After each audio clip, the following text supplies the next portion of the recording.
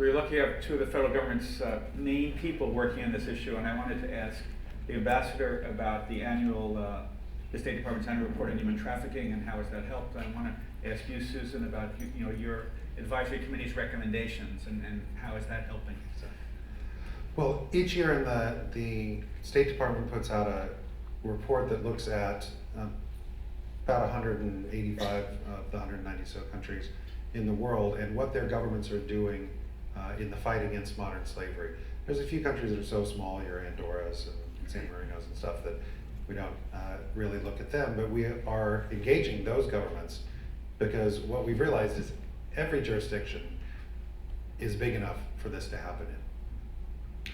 We've had people that say, oh, well, this can't happen in Palau, this can't happen in Kiribati. We all know each other. Well, that's what people were saying that's what people were saying in Saipan. Yeah.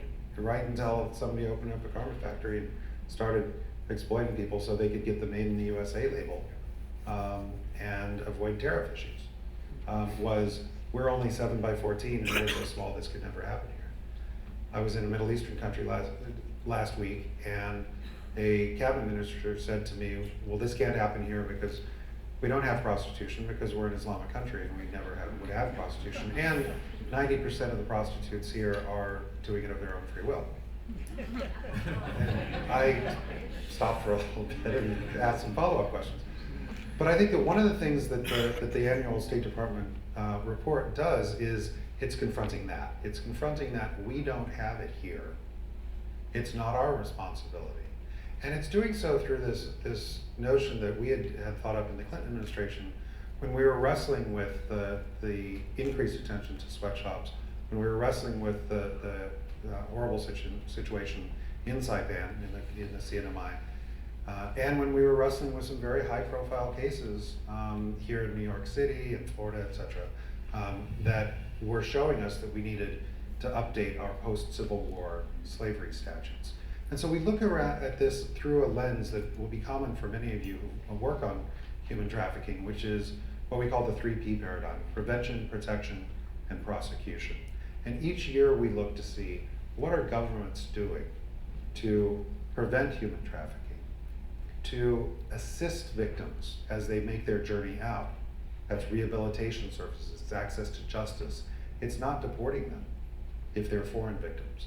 It's bringing them in to the shelter and care that they need, not just outsourcing it to the church like they do in many countries.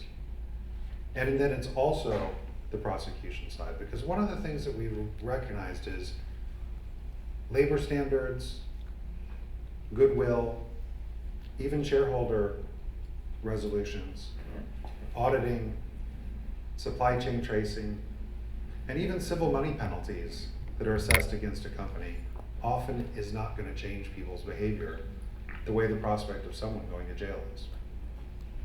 But it's not just, I think, that cold-hearted. It's also the notion that anybody who denies someone else their freedom deserves to lose theirs. And I think that that's one of the things that we have to look at. I'm so glad that the prayer earlier today included the traffickers, because we have to find out how to reach them. We have to find out how they can have that moment where they can decide either to stop or to never do it in the first place. The other thing that we do, and I apologize for going on so long, is we try to be a voice for the survivors. I remember the first time I met Ema Matul, it was not in person. It was a faxed copy of the note that she wrote and was able to get out to the neighbor next door, a note that took a long time for her to write because she didn't speak English. And I was the supervisor of the slavery cases in the country. The prosecutors from LA sent me this note, which was her telling her story, which was her telling people, I'm alive, I'm in here. Think about all the people who haven't written that note yet. Think about how we need to hear them. We need to be their voice. And we may very well, 10 years later, 15 years later, end up working with them as equals, walking with them as they make the change, not only for themselves, but for everybody else around them. And so I think that's the thing, is that if they're out there, you may even know them. You might just not be seeing them yet. we'll come back to Susan in a second. So Ema, And you should not call on me for a while, because I talk for way too long. I know it might be difficult, but we'd appreciate if you could talk a little about your experience, how you ended up as a modern day slave, being transferred, moving from Indonesia with all sorts of hopes about living the American dream in the United States, and then things went very wrong. Sure. Well, what you're mentioning about my note, it gave me a goosebump, and I feel like I have teared. Well, I was offered to come to the United States to work as a nanny, and You were 15 years old, right? I was 17 actually. And for me at that time, it's such a great opportunity. Who doesn't want to come to the United States? And for me, I didn't know that I was in a slavery situation. I didn't know that I was enslaved until I finally got out of the situation because of the abuse that I received. Every day I couldn't take it anymore. That's what made me decide to write the letter. And I never thought of that. I never thought that I'm gonna end up in that kind of situation. And so after I escaped the organization that I'm working now, it's been, they provide services for me, and they help me to, become a person that I am today, become a better person, become a survivors and leaders and advocates. And that's how, I never thought of that. I couldn't imagine I'm sitting with all of you here today. You've come a long way, and it's very impressive.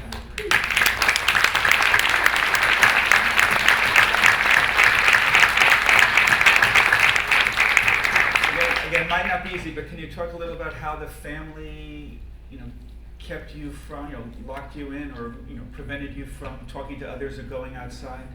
When I came here to this country, I came with my cousin, and we both 17, and we got separated. My trafficker took me from the house that I was in, which is the other trafficker who kept my cousin, and my trafficker took me to her house, and when we got there, she explained to me what I will be doing, and all the schedule and all the duty that I have to do. And in the beginning was fine, and before we got separated, there was a promise that I will have a day off. I will see my cousin once a while, but after a while, those promises were empty.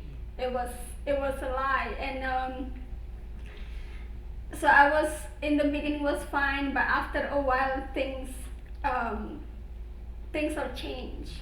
She demand kind of more and more work. I have to do more work. I used to not wash the car, now I have to wash the car. It just keep adding more and more work, and also I was in a debt bondage, which salary that didn't even exist.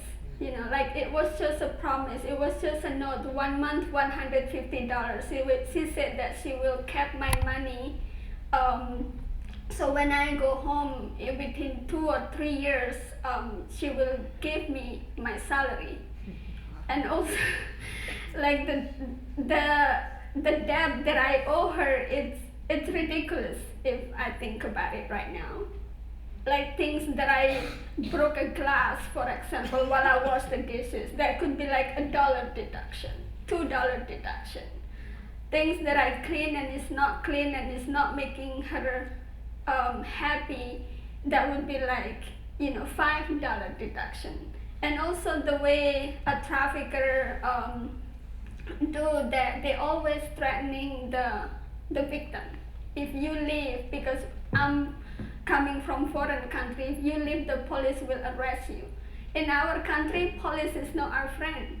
Police is a enemy for us. Not like here they help the victim, but in our country we don't trust them. So that's why when she said that the police will arrest you and put you in jail, of course, like I'm not gonna leave, just go outside the street, and the way they kept, because I have no money, like if I ever gonna escape, where am I gonna go? I have no money. I never seen my cousin since the day that we got separated, and I don't have anyone in this country. So can you just talk a little more about how you escaped and how you went from being someone who spoke virtually no English to becoming one of the heads of the Coalition Against Slavery and Trafficking? So after a while, because I couldn't take it anymore, 3 years, after 3 years it's still getting worse and worse, and I decided to write the letter to the nanny next door, and it took me months to figure it out how to write a sentence, like, please help me. And also the courage to give the neighbor, it took many more months to do that. And but I was so afraid when I gave the letter to the neighbor, because I'm afraid that she might tell my trafficker that I wrote a letter to her and reaching out help to her. But she eventually helped me escape, and on that day that I escaped, I still so terrified. I was afraid because my trafficker was home, the children were sleeping, and I finally escaped through the back door and through the gate. I forgot to mention that even though I have my own key to the gate to the front door, like, I'm afraid to just go out on my own. So after she helped me escape, then she took me to the Coalition to Abolish Slavery and Trafficking. And since then, they provide me with services, and I learn English. I go to ESL school. CAS has provided me a private tutor until I got my high school diploma. And also, CAS has this unique program. It's a survival leadership program. I joined that program was in year 2005. The first time I didn't know what to do. Like, why are we doing here? Why, as a survivor, we come together?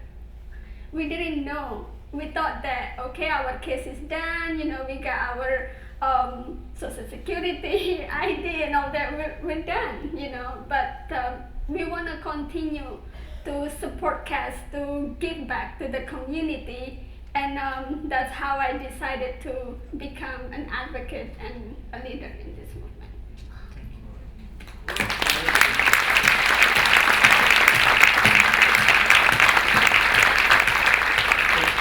Susan, let me ask you to talk a little about the recommendations that have been made by the President's Advisory Committee, and how's the government following up on those? Well, first of all, this is not the only person who's lived this life, and I think that's what we all have to understand. This is a face, this is a story, which personalizes it, and I think part of when we go back to the frustration that this is going on is that most of us have not met Ima or other survivors or other people who have been enslaved, and it doesn't compute in our heads that this could go on in our own neighborhood, and it does. And I think part of our process was to learn from the survivors, who are remarkable people, who come forth and tell their stories, which, as you can see, is not an easy thing to do, but then go on to be so productive in our communities, and we learn from them that this is something that happens to me, but it isn't who I am. And I think that was something that we learned, and how much the survivors want to be part of the solution to this, because only they know what they've been through, only they know what kind of services they need, and that's certainly where all of the people in this room come in.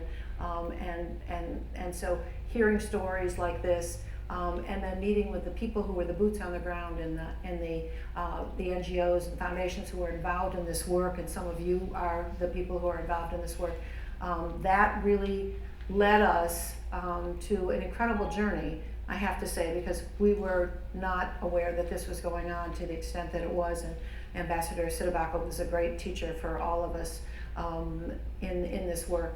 And so our job was, as faith and nonprofit leaders, what is our role in helping to eradicate modern day slavery? Because there are other departments in the government, which I'm sure we will talk about later, that are doing all sorts of wonderful things. State Department and the Justice Department and Education and Labor, they are all doing something. We're tasked really to say, where does the faith community and the nonprofit community come in to helping move this forward? And so we made recommendations to the government. You can read the whole report, which is online. And I think you'll find it a pretty powerful statement of what we can do. And so one of the things we asked the federal government to the president is that you need to elevate this. You need to use the power of the White House, which he had already begun doing, to make this visible, make this something really powerful. And a year ago, he made an extraordinary speech at the Clinton Global Initiative on this very subject, and said, we're not going to call this trafficking, because it's too easy for us to look the other way when it's trafficking. This is modern day slavery. And when you hear that word modern day slavery, you sort of sit up and say, what is that? And I have to care about that. So that was the beginning of making this very visible. We don't know the extent. We don't know what it would cost to eradicate slavery in our own country and overseas. So we need to be able to measure that, use the offices of the government to be able to measure what it would take. And then we talked about funders, bringing funders together to create like a global fund to eradicate modern day slavery, much like they did with AIDS and malaria and tuberculosis. In the area of labor trafficking, we said, we all have to be responsible. We need to there's something called the slavery footprint. If you have not taken it, go online, take it. Everything we wear, all of our little computers and our cell phones, everything, if you go back and look at the supply chain, has been touched by human slavery. And our quest for cheaper and cheaper goods. Why do they get cheaper? Because the wages get cheaper and there's more pressure, and obviously those are things that we need to be able to begin to, as an organization, as churches, as synagogues, to begin to look at when we buy things, procure things for our organizations, where is that coming from? We all have a responsibility, and we all have a responsibility to teach members of our congregations and our organizations to begin to think about where that stuff comes from. We called for a summit of faith leaders, and we did that about 2 weeks ago. Reverend Schilling was there to bring people together on this subject and bring faith leaders and nonprofits.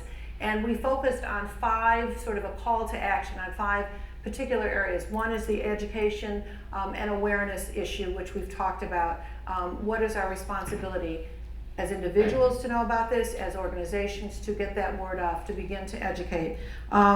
We talked about how do we increase victim identification, how do we look around and see and learn, and the training that you're doing at Delta isn't really important because everyone needs to know what a trafficking victim looks like. They did trainings in some social service, and they said, oh, we've never had a trafficking victim. And about 12 minutes into the training, they said, oh, we have had many. So teachers need to look at this, obviously law enforcement, hospitals, everyone needs to be trained, and clearly what you're doing is fantastic. We spoke about what are the services that are needed. Not everybody has a CAST to go to. There are pastoral services, there are job retraining, obviously physical, mental, all kinds of services that are needed. And so those are the kinds of things, and that's where all of you come in, because we need to have comprehensive services. It's not just domestic violence. This is a much different kind of services that are needed, and we begin to look at that and say the nonprofit sector and the religion and the faith sector could be helpful.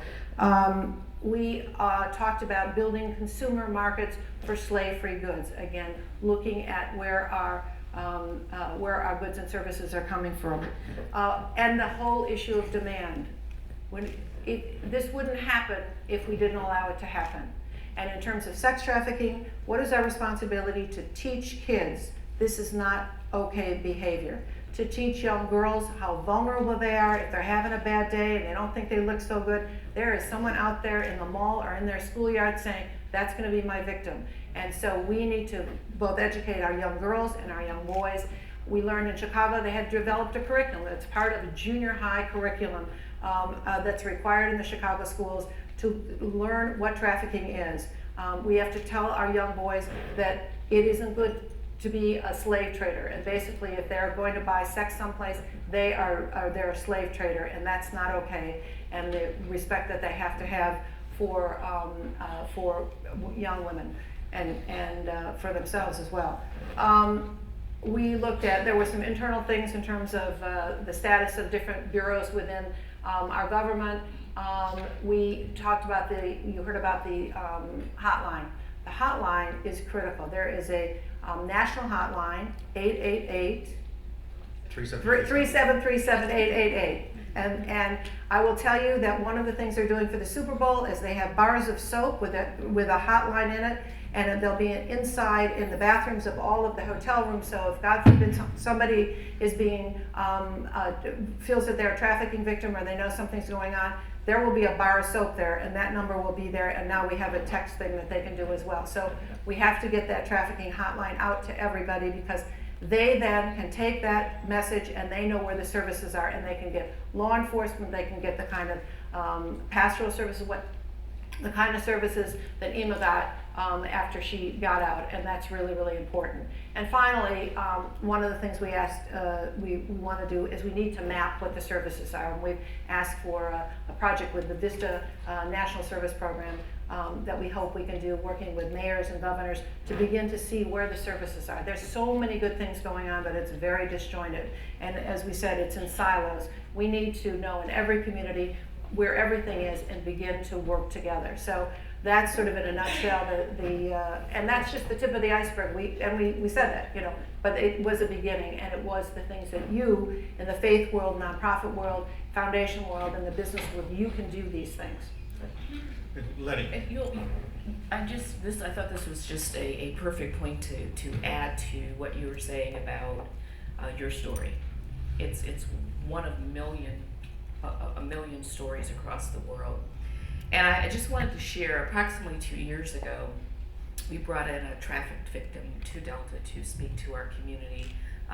It's just a beginning conversation about human trafficking, and we did want to hear about it, know more about it. But what I thought was very interesting, and you shared about, you said something that the police were not your friend. And it sticks out in my mind, because as this young lady told us about her experience, and she talked about being trafficked, and she talked about all the horrible things that happened to her, I could tell as we looked across the room that everyone in the room thought that this act took place outside of the United States. And someone in the audience then asked, where did it happen? And she said, Houston, Texas. There was an audible gasp in the room. After which she said, once she got out of the bondage, she was then re-trafficked by a female who she passed the note to, and did in fact tell the original trafficker. So we have to keep our eyes and ears open, and we are just so happy to be seated next to you. Thank you for your courage. I want to make one more point of what you all can do, which is to be advocates, to help get the kind of legislation to protect trafficking victims, and that's really critically important on a local level, on a federal level, on a state level. We need all of your voices together. Hey, Letty, can you talk, Delta's a leader in this area. Can you talk a little about what exactly, the 6,000 Delta employees who've taken this training, what they learn, and have the flight attendants, the passenger service workers, been able to identify any victims? There was a gentleman who wanted to know, so where is this happening? Is it just happening in another country? And a person spoke up and said it's happening on buses, it's happening on trains, it's happening on boats, it's happening in shipyards. And so after we launched our training, I would say within 24 hours, we started to get reports of suspected activity. I will say, however, that we were pleased that upon further investigation, there were only 2 cases that warranted additional activity and investigation. But what it did say to us was that, number one, there was a hunger for getting the information, and that people truly were paying attention to what we were saying. They truly want to be ambassadors and eradicate this problem. And I think it also says that by being aware, I mean, they are paying attention to the activity, and in our case, what's going on not only when they get on the plane, but prior to. We have indicators that are in place, much like indicators that we would normally have as a part of our security protocol. Literally in the taxi coming over today, I got a report of activity in the last 24 hours. And so that is an ongoing investigation. But I can tell you emphatically that people are watching. And so we are careful. I think I said this, for those of you who heard me say this, we had to be careful early on because we wanted to make sure that we were not deputizing our employees to be.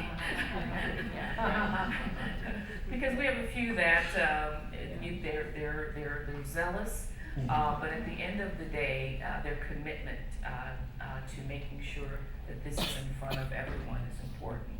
But we've seen tremendous success, and on the trajectory that we're on, by the end of the year we should have well over 50,000 of our 80,000 employees trained worldwide. I'd like to ask everybody, what are the barriers that your organizations, we have a country still face that are getting in the way of making more progress on this issue? And not just in this country, worldwide. I think that some of it is that notion of the point of realization. As Ema said, a lot of folks who are in this situation, they don't necessarily have the language. So they're not going to run outside and say, I'm a trafficker. And a lot of actors, whether in police forces or within companies, are waiting for that self-identification. We've all, I think, over the last 6 months or so, because of the kind of reporting that's come out post-Rana Plaza and post-Bangladesh fires, there's a whole other set of fires that have happened in the last 6 months in Russia with Vietnamese trafficking victims who have not made it out alive.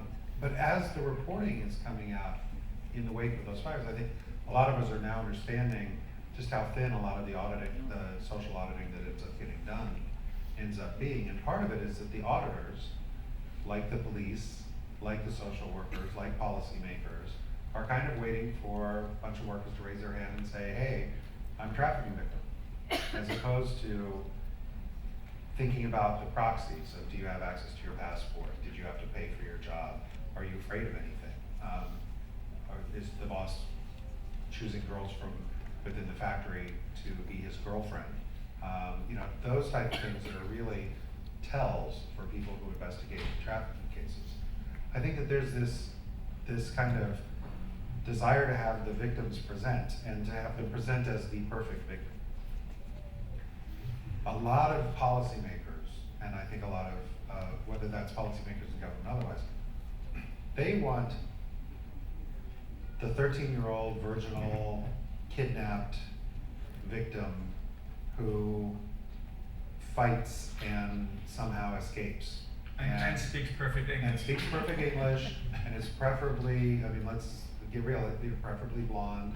How many times did we hear with the passage of the 2000 Trafficking Victims Protection Act from lawmakers who said, oh my God, it was when I went to that shelter in Kiev, I realized, she could have been my daughter. And what we did in the Clinton administration and the Bush administration ran with it was we said, okay, we're going to use that thing that just touched your heart as far as that blonde-haired, blue-eyed Eastern European girl who could have been your daughter. We're going to help African men and Latin American housemaids, and yes, we're even going to help the person who was a prostitute in her own country and then gets ensnared by somebody who she goes to work for.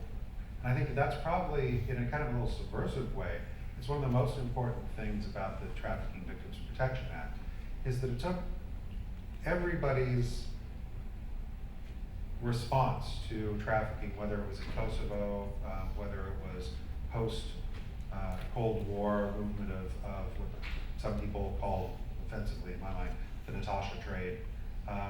The folks who were working on farm labor cases, the folks who were working in Asia, they took all of those and basically put it together and they said, this is not a Korean prostitute problem. This is not a Guatemalan tomato picker problem. This is not a Filipina nanny problem. Instead, it said, this is a slavery problem. And I think that gave us the framework, but then it's recognizing ourselves in that, whether it's as a victim wondering if anybody knows they're alive, whether it's as a police officer looking at the situation and then knowing what to do. I've had so many cases where here in this country, where police officers thinking they were doing the right thing, put escaped domestic workers in the back of the car and drove them right back to the house because they couldn't understand that the person was trying to run away. They thought that they were dealing with a lost person.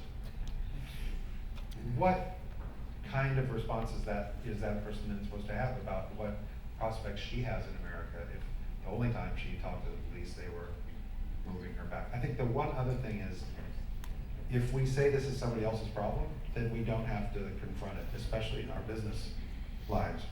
A friend of ours who is working on a lot of supply chain issues tended to take the same position, which is, I'm working with a NGO that's running a hotline, and this is my, this is the charity that I want to work on and everything else, and I don't manufacture things like that, so I don't have a big supply chain that I have to worry about. And she's running a procurement for a energy company, and then suddenly we asked her how they got their gravel in Africa.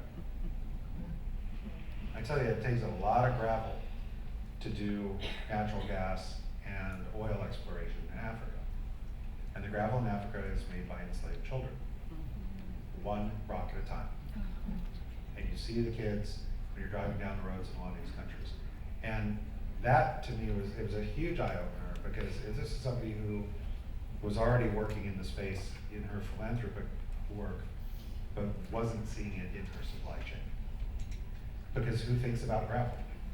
I think that's the thing that the challenge for all of us is figuring that out. It took the farm workers, first case that I ever did that had Steve's byline on it. The survivors in that ended up going out and starting the Coalition for Immokalee Workers and informing the rest of the world about tomatoes. And it's that notion of companies that said, well, I'm McDonald's, I don't have slaves in my supply chain because I don't have that kind of supply chain, because they weren't thinking about their tomatoes. So I think that's the biggest challenge, is getting people to actually take it on board as their own. One other thing is that this is also highly tied to poverty, highly tied to sometimes young girls who are, their futures based on their zip code where they live. The traffickers come from same dysfunctional backgrounds and poverty backgrounds. So, in a time when the haves have a lot and the have-nots have even less than they used to, for a young kid, he sees this is lucrative. This is the way I'm going to make it, and because there aren't too many other options, and so. We have those problems, really, bigger problems in terms of why is this happening. We also know, I think that a few years ago, in 2007, there was some statistic that 77% of the kids who had been trafficked in New York had come at one point through the foster care system. These are huge problems that we have to deal with, systemic problems, to begin to eradicate slavery. And that's really incumbent upon all of us, because we deal with these issues every day. I'm going to open this up to questions from the audience, unless you want to add anything. It's hard to see all your fish in the deep blue sea, so. Any questions for our terrific guest?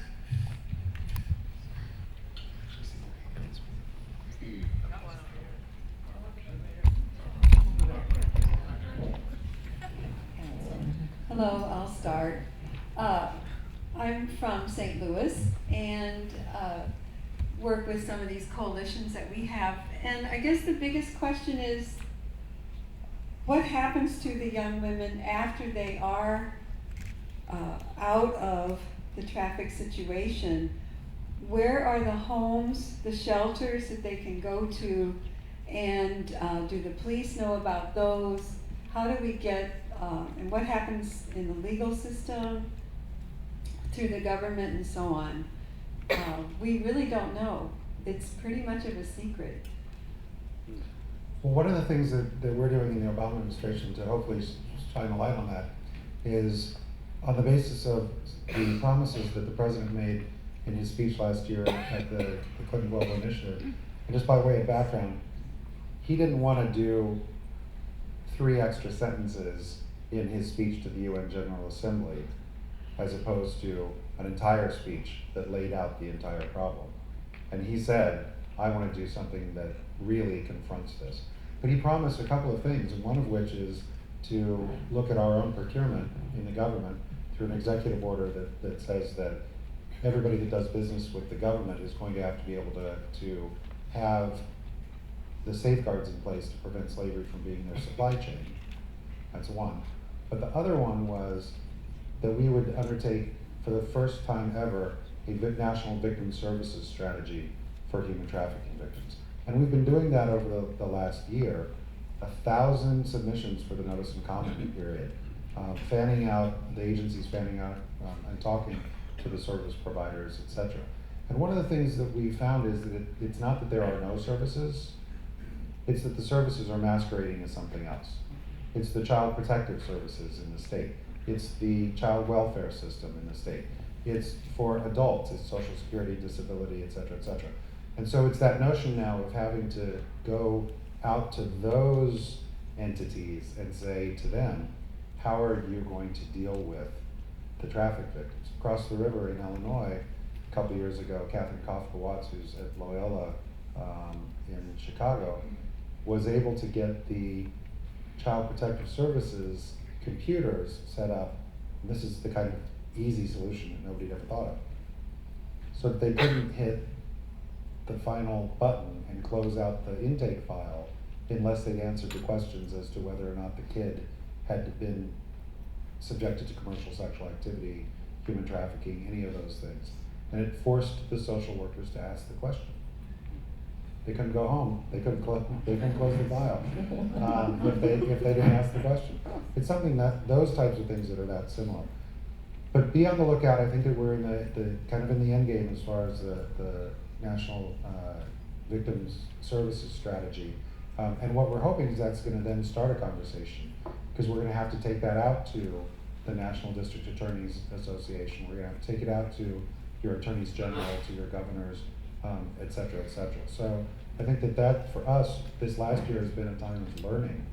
And what we've learned is that there's not as many services there should be, but there's also not as few as we sometimes fear. It's a matter of lashing some of those things up. Ema, do you want to add to that about what services are available and what additional services perhaps should be available? Well, shelter is always a challenge for nonprofit organizations who are assisting victims of human trafficking. For example, CAS is the only shelter that specially for human trafficking in Los Angeles.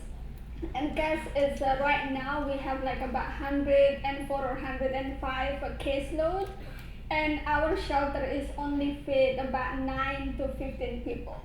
And how are we gonna? So it's, like there is an organization out there, I believe it's in every state. If you go to the website of the Polaris Project, they have, every state they have a list of organizations that who could assist victims of human trafficking. Hi, my name is Erica George. I'm a law professor at University of Utah, where I also became very surprised to learn that my home state has this issue. My question is for Susan and then for Letty.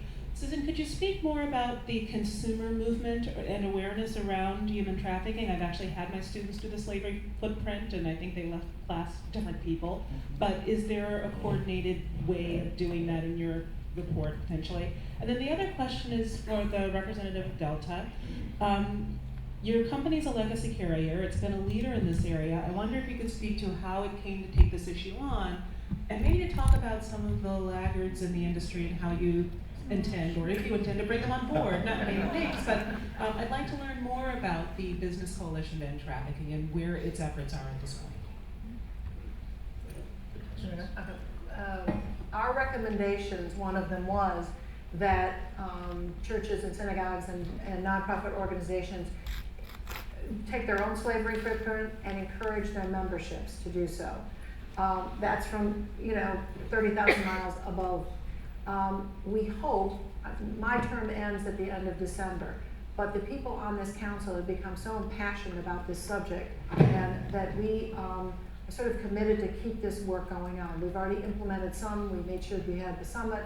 We've done some of the work of the recommendations, and there will be a good faith effort to continue this conversation through outside of the federal government, where we will bring all the interested parties in and look for strategies in order to really actualize those recommendations. And one of them being, people should just go home, take the slavery footprint, and you'll be shocked at your everything you wear, everything you do is the result of human trafficking. And we need to have companies begin to look at, go deep into their supply chain to figure out where things are happening, and they're beginning to do that. There are companies that are beginning to do that, and it's fantastic.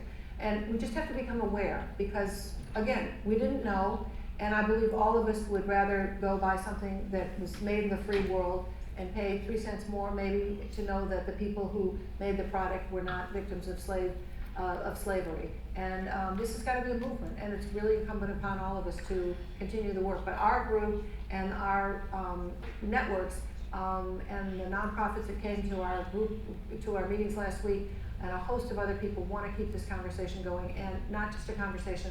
This report was not supposed to be a report that was going to gather dust.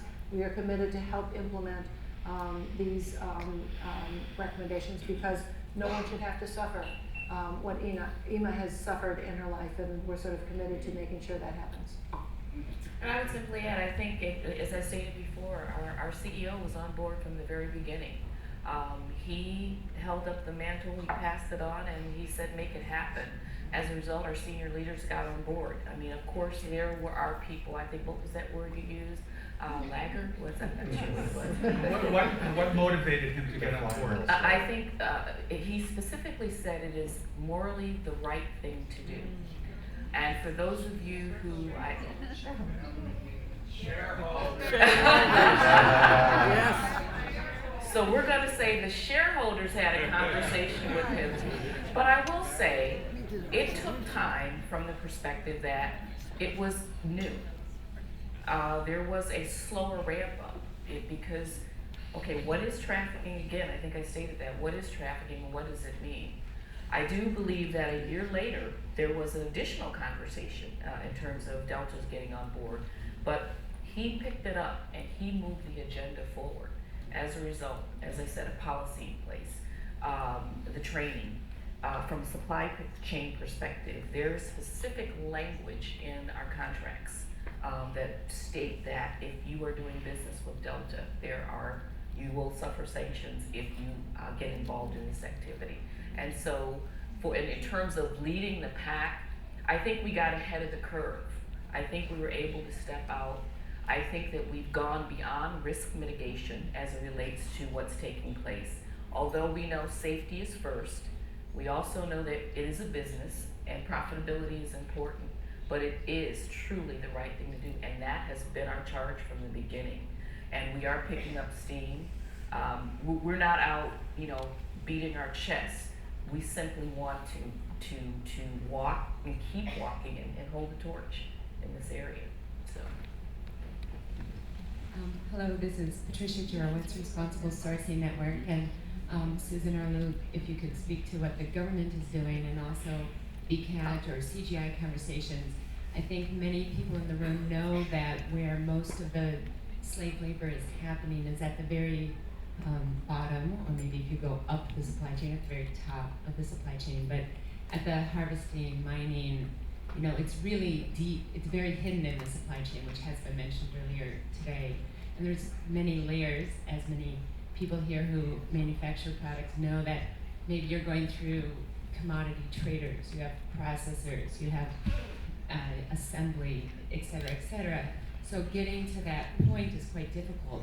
Could you all speak to any new conversations that have been happening at CGI or any innovative efforts that are being invested into that are dealing with connecting the chain, having transparency and accountability, and you know, being able to really get to the point where this is happening and doing something about it so that the market can drive away from the abuse?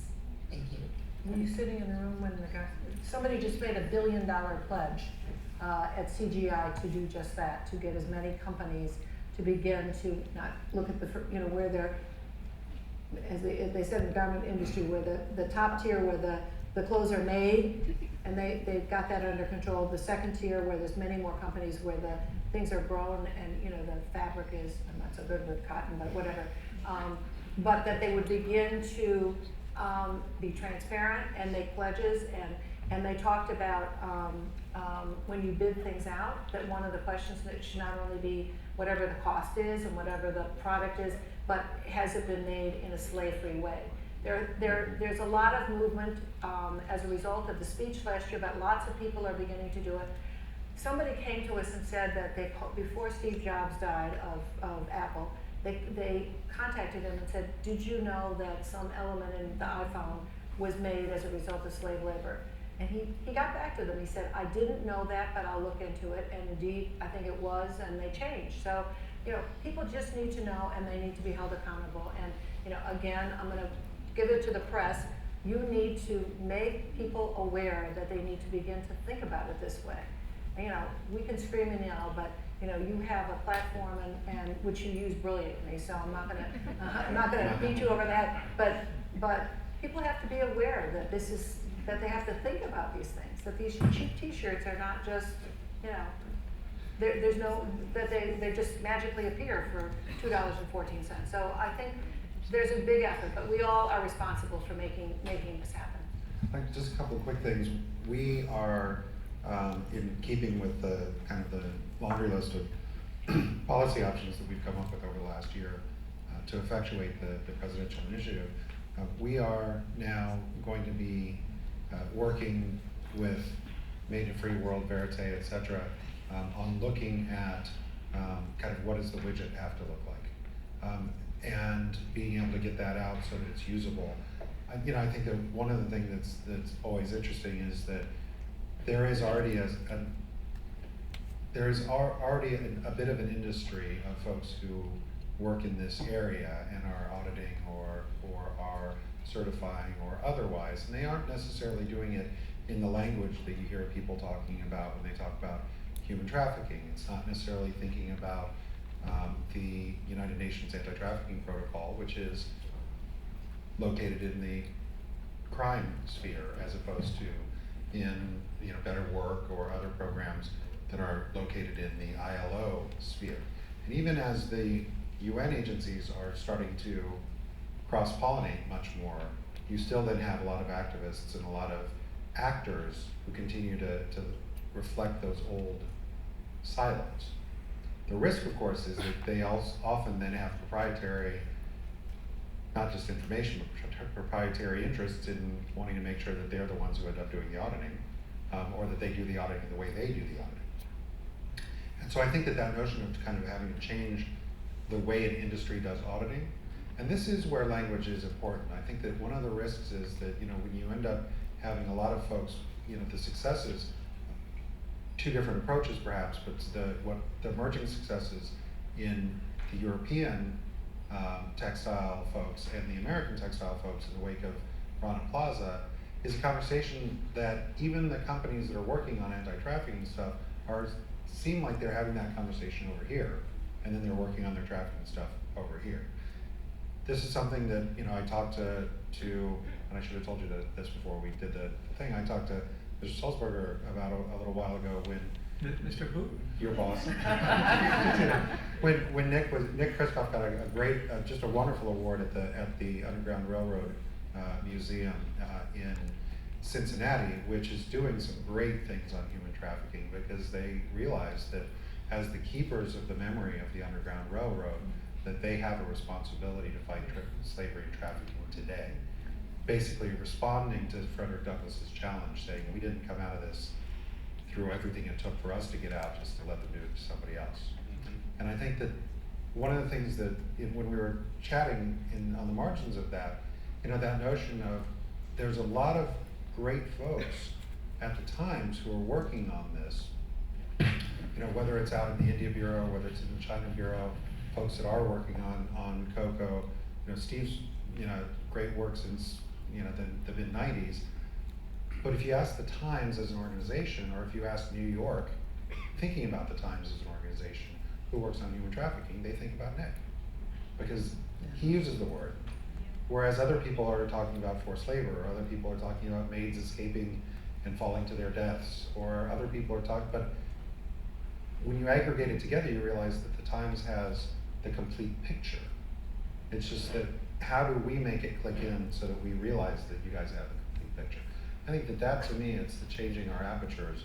And I think that that's going to be one of the things that a lot of these conversations all come back to the need to do that.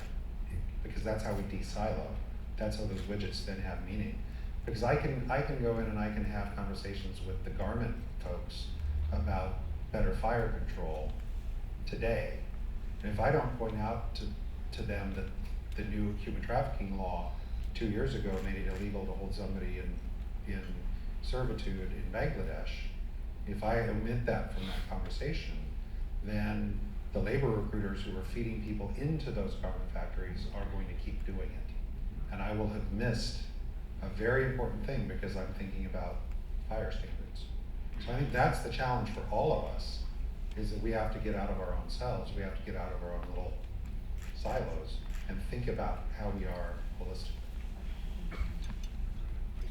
I'm going to exercise moderator's prerogative and say you have 2 or 3 minutes. Make 2 or 3 points about journalistic coverage. And then thanks for those very, very generous comments. You know, so, as I said, it's really hard, if I want to do a story on minimum wage violations, it's not that hard to find a lawyer who's going to come to me and say, here are 8 great cases. But if you want to do a story about people held in modern day slavery, it's not so easy to find cases. And Ai-jen Poo, the founder of Domestic Workers United, a brilliant woman, a fabulous organizer, every 2 years, 3 years, she'll come up with a case and say, here on Long Island, here in Silver Spring, Maryland, here in Los Angeles, here's a good case. And I go to my editors and say, we should write about this. And they'll often say, well, it's just one woman, 22 years old, she hardly speaks English. Maybe, how much of a trend is this? Maybe she's just making it up because she wants to bring the lawsuit and settle for $500,000. So we as journalists face skepticism. So I'm kind of inviting you to help bring stories to me and to others at the paper. And as the ambassador said, we don't have someone at the Times except who covers human trafficking and modern day slavery full time. Nick does a fabulous job, and because of him, I give money every year to Somali mom, who's an amazing woman in Thailand, right?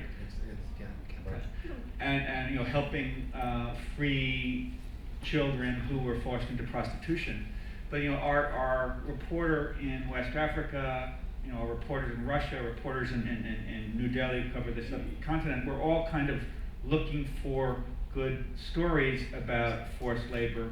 But again, one of the problems is if someone wrote a story 6 years ago about a 7-year-old bonded labor in Pakistan, an editor might say, well, we don't have to go back to that for another 10 years. We've done that.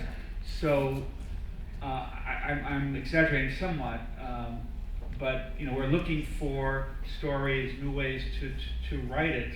And we had this horrible situation of the New York Times Magazine 8-10 years ago, I'd been working with Howard French and some other reporters in West Africa to try to find, I'm going to say good examples, but that comes out wrong.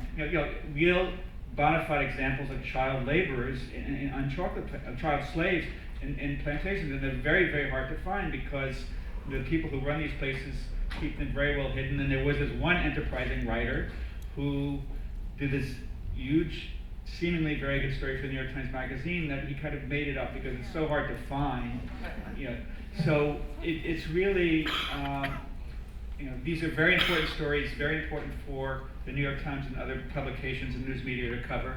But we need help from people like you and like you. Thank you. Okay. More questions? Sorry I interrupted. No, it's okay. I have the talking stick here. Hello, Joyce Busha with Rockefeller and Company. My question is for you, Letty, and congratulations. I think it's terrific that you're doing what you're doing and the number of people you're training. But I've got 3 questions. Mm-hmm. One of them is, can you talk about outcomes? And in terms of, I realize you don't want to deputize people, but you said you've had some investigations. So one is outcomes. The second thing is learnings.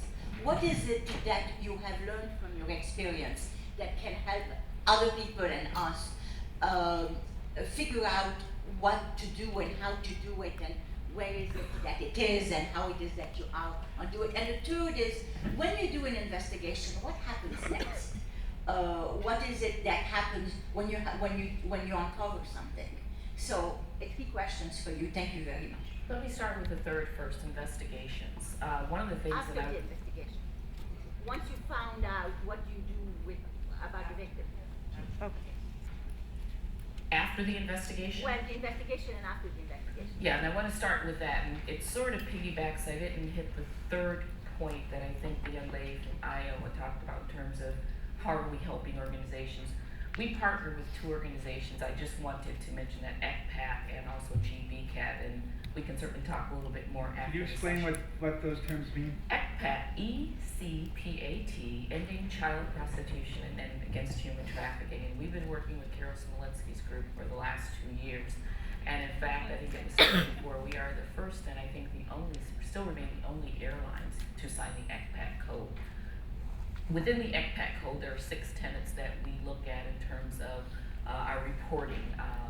Has to do with creating a policy, has to do with training, has to do with ensuring that the work that we're doing is funneled down through not only our customers, our employees, and our shareholders. And so we're working very closely with them. We're also working with GBCAT. We are one of 11 founding members of the Global Coalition, GBCAT,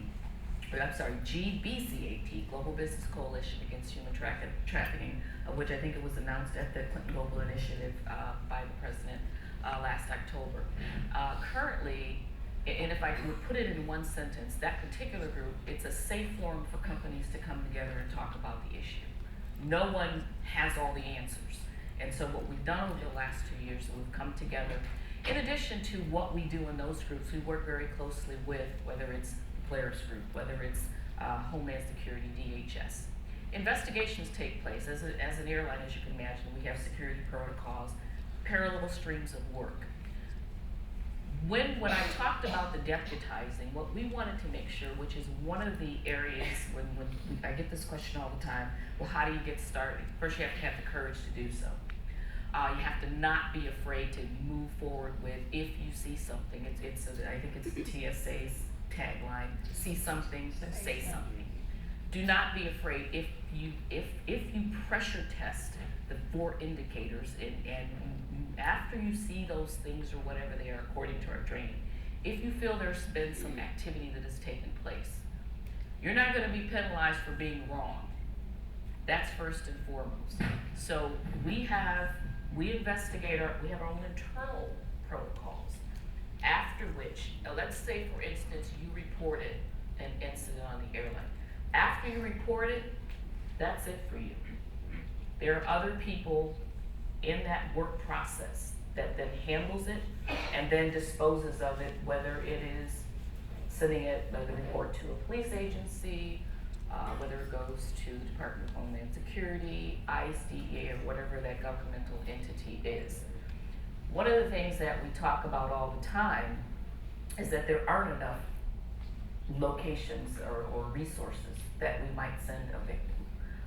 And so again, that's not an area that we would move into, but we have numbers that we can call and then refer the victims. And then also you talked about what are those learnings. Again, I think I mentioned it earlier. I think initially we didn't know if there would be an appetite for this pursuing training. We have been asked, and I'll be transparent, we have certainly been asked to put certain material on our aircraft. We have been asked to do like kinds of activities. And so we wanted to make sure that we didn't want to scare people from going to certain destinations, but we wanted them to be aware of suspected activity. So we are still learning. We are still learning as we subordinate and go through the supply chain. When you start to get 6 or 7 levels deep, what kind of oversight? So we are still in the learning curve on that.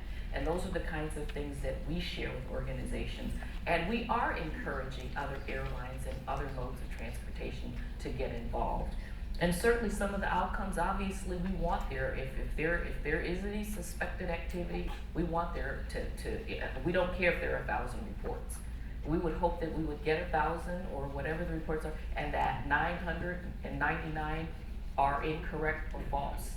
But that's okay, we're prepared to deal with it. So, and it's a work in progress. So let's continue this dialogue during the reception. First, we want to thank you for coming here and supporting this event and participating in the dialogue that you're going to continue.